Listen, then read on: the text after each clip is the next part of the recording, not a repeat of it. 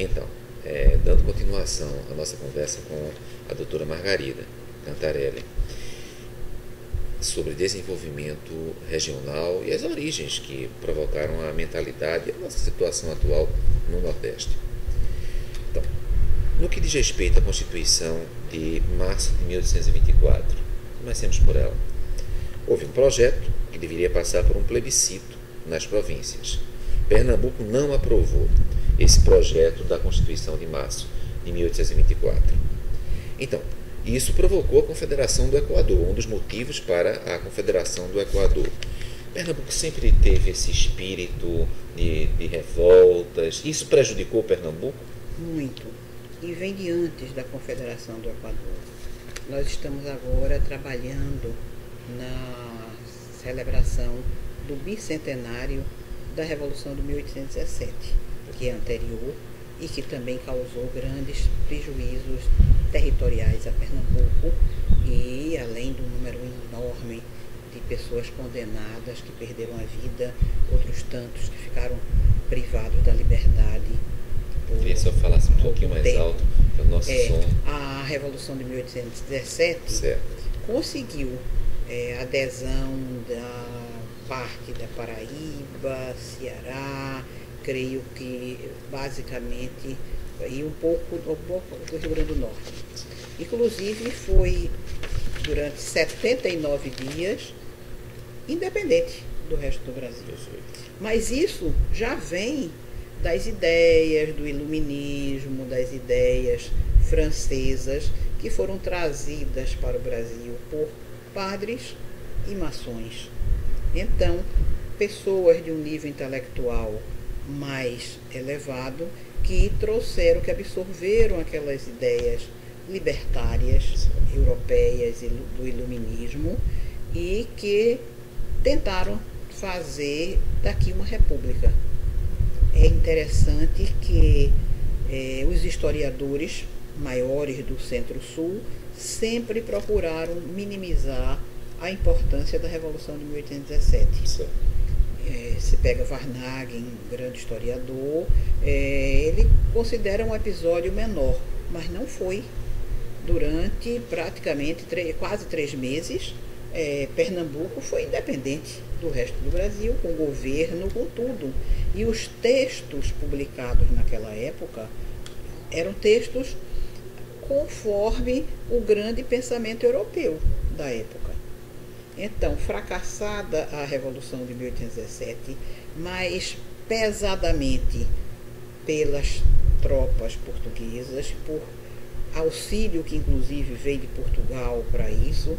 Houve um episódio engraçado que eu estava num jantar na Universidade de Coimbra com vários professores, inclusive fiquei sentada na mesma mesa com um jovem professor de Direito Internacional. Certo. E então, conversando, e ele, monarquista, dizia que o Brasil não devia ter se tornado independente, que a família dele tinha contribuído, que na Revolução de 1817, o 6º avô dele veio de Portugal para combater os revoltosos e, inclusive, matando aqueles que eram os mais destacados do movimento.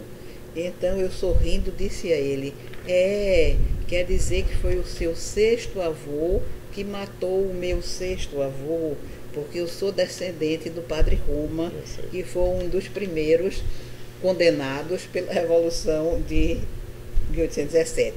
O rapaz ficou tão embaraçado, e é uma pessoa ótima, eu o convidei diversas vezes para vir proferir conferências aqui, e eu creio que ele ficou receioso, nunca aceitou os meus convites. Então, isso eu estou dizendo para reforçar que esse redentismo de Pernambuco custou caro, em vidas, em território. Certo. Mas aí me traz, eu sempre tento traçar um paralelo. Eu acho que a história é muito significativa, um paralelo com o presente. Sim. E aí eu queria um comentário. Primeiro, eu vou fazer, vou tentar colocar a perspectiva de Portugal. Sim. Não é? que você viveu lá há tanto tempo. É verdade, Não é é? verdade. Então, essa é a primeira questão que eu queria desenvolver. Em Portugal, imagina-se que quando a França invadiu Portugal, estava invadindo a Europa inteira com Napoleão, a Exato. família real portuguesa Sim, fugiu fugiu de do Portugal e os franceses, ficaram a eles... ver navios. Aí é que está, não é? Houve uma opção atlântica, como eles chamam, né? Da exatamente. família real portuguesa, Vir para para o sair Brasil do e continente abandonou e Portugal. abandonou Portugal. E aí as mulheres portuguesas foram estupradas, era guerra A com a biblioteca França, ficou. foi um desastre, muito significativo em Portugal. Embora a França já estivesse enfraquecida naquela época. Pois bem, e aí Portugal conseguiu, pelo enfraquecimento da França e também pelo espírito português, expulsar os franceses. Aí a família real quis voltar. E aí Portugal não queria mais receber a família real. E isso provocou em Portugal, digamos, uma perspectiva contrária à família real. Porque na realidade, com a família real vieram os apaniguados, assim, e ficou o sofrimento para os que permaneceram lá, a luta, a resistência, para os que permaneceram. Realmente, eles chegaram ao Brasil e aqui tiveram uma boa vida. Não é verdade? Tiveram uma boa vida. Então, a volta da família real, isso causou, você sabe isso muito bem, o constrangimento, e depois os irmãos Dom Pedro, Dom Miguel, Revolução do Porto e tantas coisas. Sim, e eu coloco isso por um segundo aspecto. E a Constituição portuguesa da Revolução do Porto, 1820, creio eu, foi por ela foi que os que estavam presos, os pernambucanos que estavam presos na Bahia, conseguiram a liberdade. Frei Caneca, Monsenhor Muniz Tavares, que foi depois o primeiro presidente do Instituto Histórico.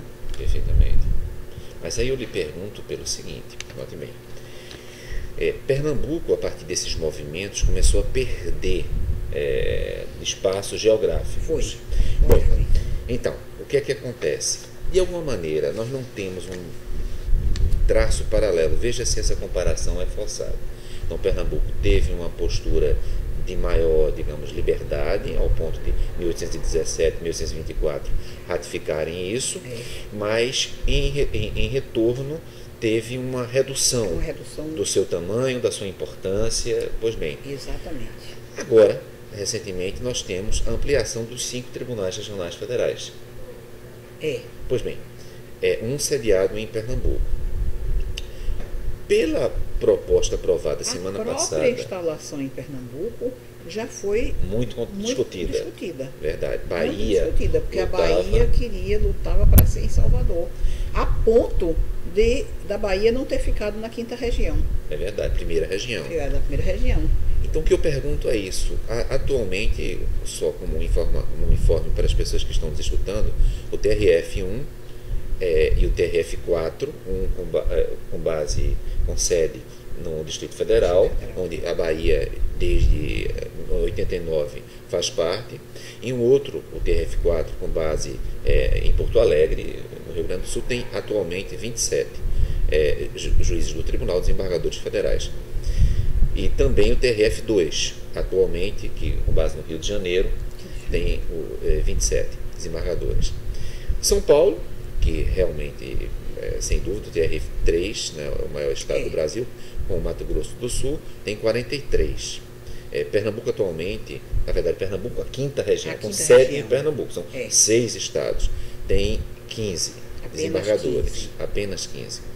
Pois bem, pela proposta aprovada semana passada no CNJ, essas diferenças de 27, 43 para 15, ela está se ampliando. Está. Porque, por exemplo, 5ª região, 6 estados, vai ficar com 23. E as outras regiões, no caso, a 2ª região e a 4ª região, com 39. A 1ª e a 3ª regiões com 60. Então, será que, de alguma maneira, nós não continuamos dentro daquele mesmo processo de redução ao invés de desenvolvimento? Continuamos. Se você for olhar a estatística, em número de processos, nós temos talvez um pouco mais do que a 2ª região. Exatamente. e sempre... E equiparados muito, talvez com a quarta. Equiparados com a quarta. Então, há muito que eles têm 27 e nós conseguimos, a duras penas, passar de 10 para 15. É verdade. Então, a nossa produtividade é muito maior do que a deles. Eu entendo a primeira região, que talvez não fosse o caso ali na primeira região de ampliação, mas sim de desmembramento. Certo. Porque o caráter regional desaparece por completo na primeira região. Desde que, por razões políticas, a Bahia não ficou na quinta e Minas Gerais não ficou na segunda. Verdade. Razões políticas. Sem dúvida. Então, a segunda região mingou Rio de Janeiro e Espírito Santo. Minas Gerais e Bahia, realmente, aí também seria um novo problema político, aonde ficar a sede, mas tem volume de processo superior ao Amazonas, Pará, que é uma região extensa, mas a população não é tão grande, a densidade populacional não é tão grande. A gente entende isso em termos de primeira região, talvez com turmas descentralizadas, algum processo de atender melhor o regional, que é a razão de ser dessa partição do Brasil, do antigo Tribunal Federal de Recursos, em 5 regiões. Na quarta região, há um problema muito mais político do que jurídico. É a insatisfação de alguns estados, não vamos dizer quais, de alguns estados com a sede em Porto Alegre. Perfeito. Então, mais esse problema político do que jurídico. Só que nós aqui, da quinta região, nunca nos mobilizamos politicamente para esta ampliação. Sim. Quando eu era presidente, no final do meu mandato, então o presidente do STJ, o ministro Edson Vidigal, Perfeito. a quem eu rendo homenagens pela maneira como ele tratava a quinta região, a distinção que ele tinha com a quinta região, determinou que todos nós fizéssemos projetos de ampliação, porque naquele momento exato havia condições políticas de se conseguir essa ampliação. E nós fizemos para a quinta região passar para 27. 27, sabendo que estava talvez até um pouco maior. Isso foi em 2005. 2005, estamos em 2015. Final de 2004. Então, 10 anos depois. Final de 2004, 11 anos depois. Para essa, 27. Certo. E essa ampliação de 23 essa ampliação seria para 2019. permitia a corte especial. Certo. Então, era uma razão para o número, talvez Só fosse... lembrando, o corte especial, ela existe a partir de 25. Pois é, por isso que eu coloquei de tal 27. ordem que com essa ampliação atual para 23... Exato. Não permite vai corte ficar especial. Um pleno imenso. Exatamente. Que dificulta demais os julgamentos. Por essa razão foi que o nosso projeto era de 27, para permitir a corte especial. E naquele momento, os outros tribunais, São Paulo não passava para 60, não. Era um número, não me lembro, não me recordo os outros tribunais, mas nós ficávamos numa posição de mais equilíbrio em relação às outras regiões. Infelizmente, os projetos não foram adiante, logo depois, assumindo outro presidente, então esses projetos foram revistos, aqui a quinta região passaria para 40, ao final nada saiu. Então, agora estamos retomando, mas estamos retomando aquém do que deveria ser. Porque nós não poderíamos nunca ter menos de 27, porque isso vai impedir uma corte especial. Provavelmente uma criação de um órgão especial dentro do tribunal. Alguns desembargadores fariam parte do órgão especial, parte desse órgão especial, outros não. Então, são como há no Tribunal de Justiça, então são coisas que deveriam ser pensadas. E quando se pensa em aumentar o número de desembargadores, de ampliação do tribunal, tem que se pensar em toda a cadeia. Não se pode aumentar o número sem ter funcionários, eu brinco, sem ter taquígrafos, porque ainda continua havendo a exigência. Claro que há questão de despesa. Mas, por outro lado, se há despesa na quinta região, a despesa também nas outras regiões. Então, a ampliação das diferenças faz, ao meu ver, lembrar o que ocorreu com a Confederação do Equador. Exatamente. Ou seja, o Nordeste ficou cada vez menor. Cada vez menor, cada vez com menos possibilidades de crescer. Eu concordo inteiramente com você.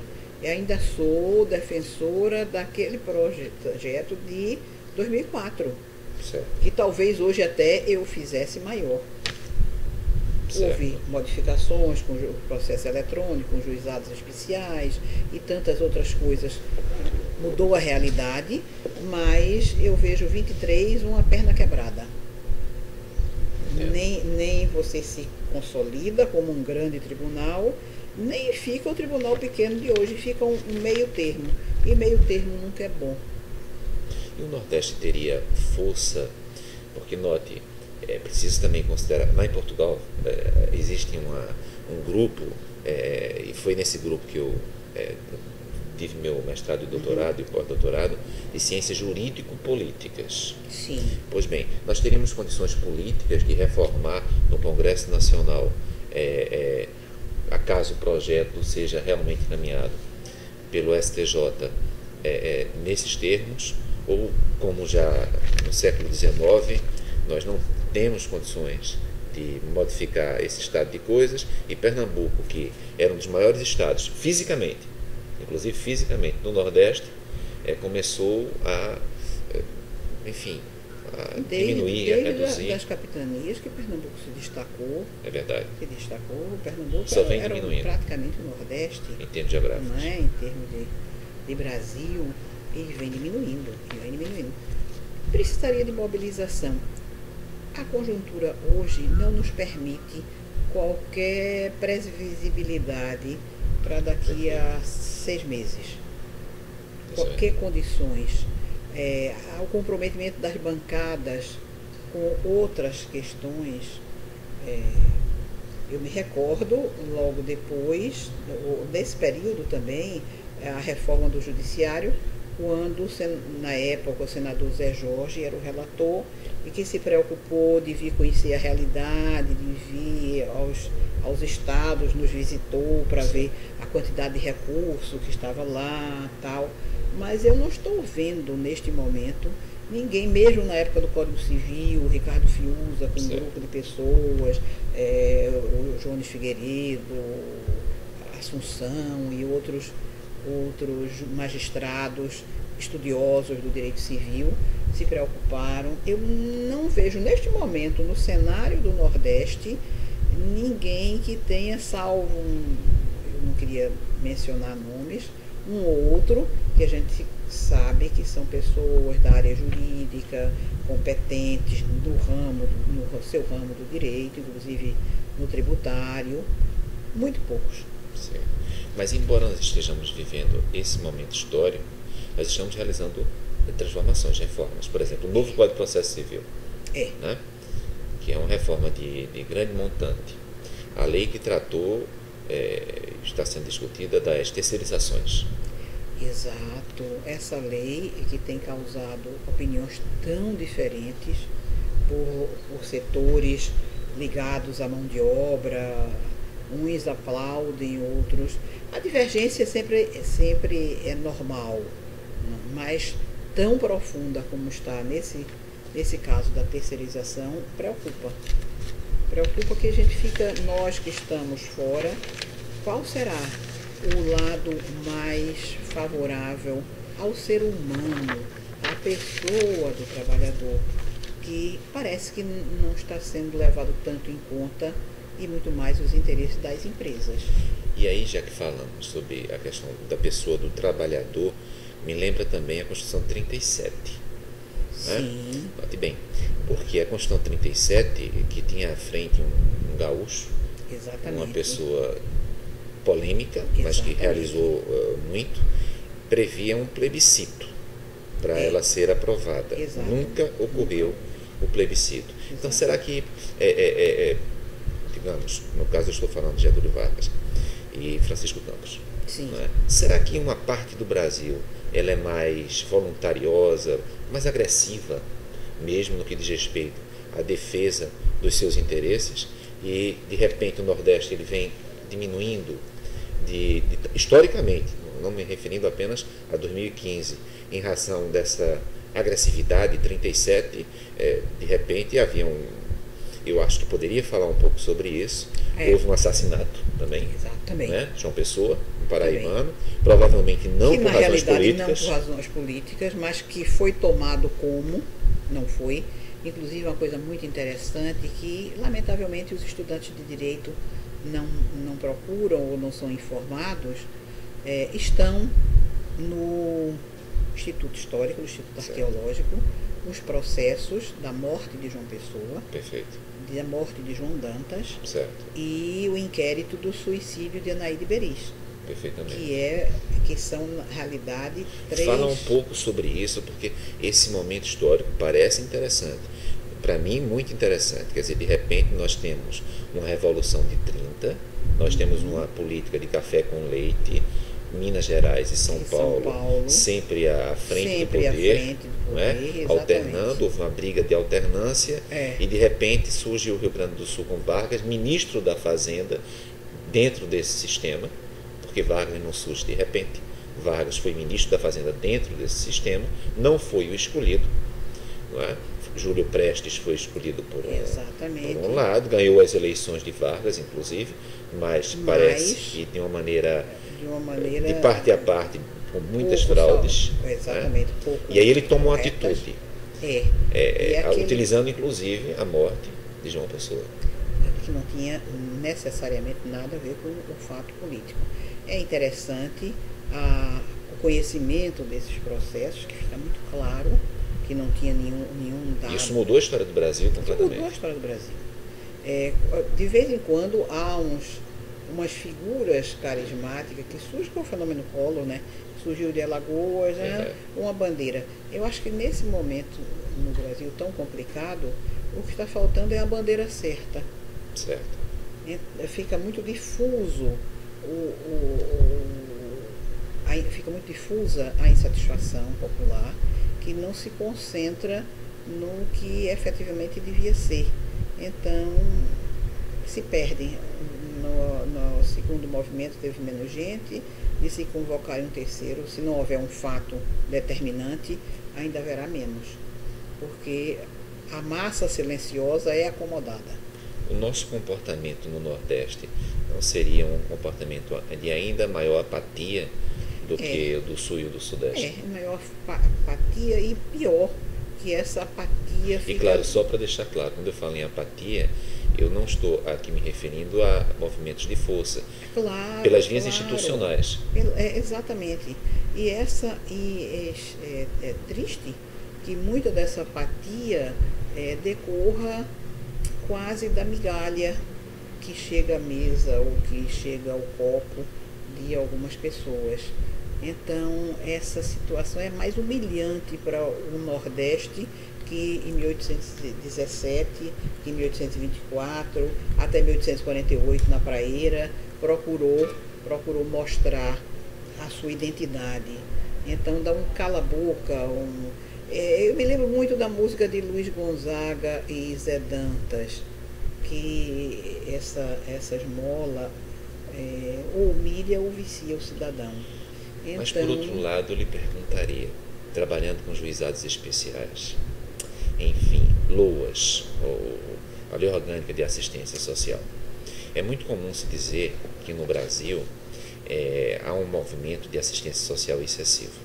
Mas uma pessoa que tem mais de 65 anos ou é inválida e recebe uma renda mensal per capita inferior a 1/4 do salário mínimo, ou em torno disso, realmente não mereceria um salário mínimo? Merece. E agora veja, por que uma pessoa chega a essa idade sem essa... Isso devia ter acontecido muito antes. Certo, mas não aconteceu. Então fica quase um paternalismo institucional, quando devia ser uma conquista fruto de uma inserção, fruto de uma outra linha de conduzir essas pessoas. Sim.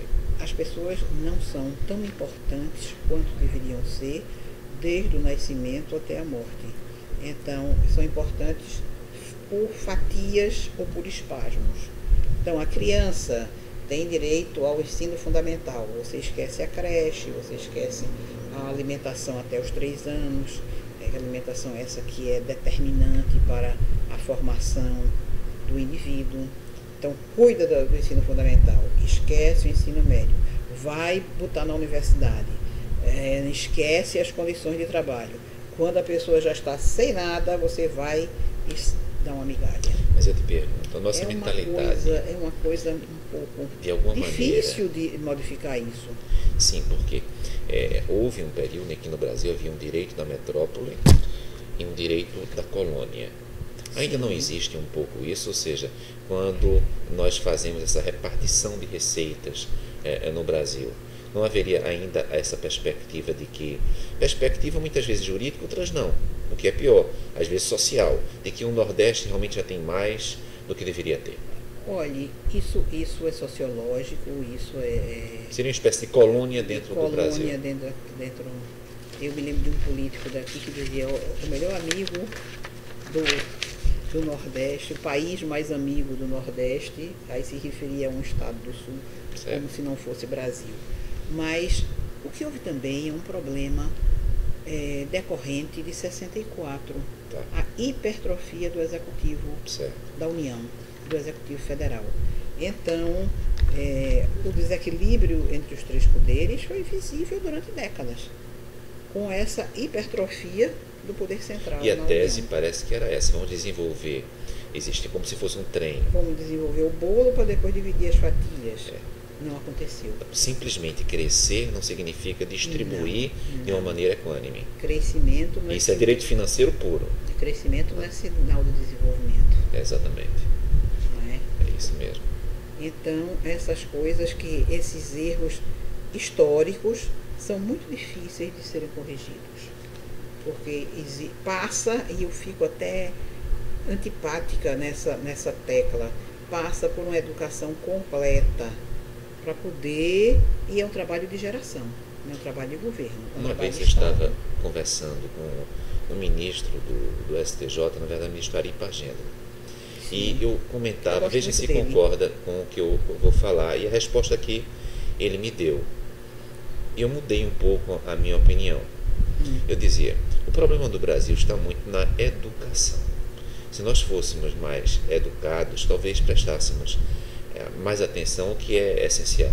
Fizéssemos uma escolha entre o que é principal e o que é acessório mais adequada. Então, seria a educação. Só que uma pessoa que tem educação no Brasil, ela se comporta de um jeito. Viaja 10 horas e está na Europa, ela se comporta de outro. De tal maneira que ela abre o vidro do carro aqui no Brasil e joga um pacote, um picolé. 10 horas depois está na França, está em Paris, ela não faz mais isso. Então não seria algo pior do que a educação. A mentalidade do brasileiro, que pode até ter educação, mas vai num sentido um pouco, desculpem os portugueses, até porque minha família vem de Portugal, um pouco parecido com o que ocorria na época do Marquês de Pombal. Ou seja, até o final do século XVIII, o sistema tributário no Brasil era: dinheiro vai de tributo para o real erário e depois vai para os donatários, aqueles que eram escolhidos pelo real erário. De alguma maneira, nós não temos ainda essa perspectiva de que há um real erário e fica com parte dos recursos, mas uma grande parte dos recursos a gente pode chamar de desvio, mas não foi sempre assim, visto como desvio. Vai para os donatários, aqueles que eram escolhidos pela realeza. Para ter, isso é uma cultura, digamos, colonizacionista, que permanece agravada pelo que eu falei há pouco, a hipertrofia do Executivo Federal. Federação nós como não se temos. Fosse o real erário. Como se fosse o real erário. Realeza, nós o presidente e o rei. Nós podemos ter uma federação jurídica, talvez um pouco sociológica, mas na realidade não temos uma verdadeira federação.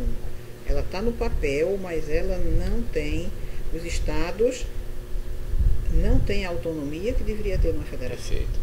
Eles cedem o que é a federação. A soberania externa, a independência, é entregue ao poder central.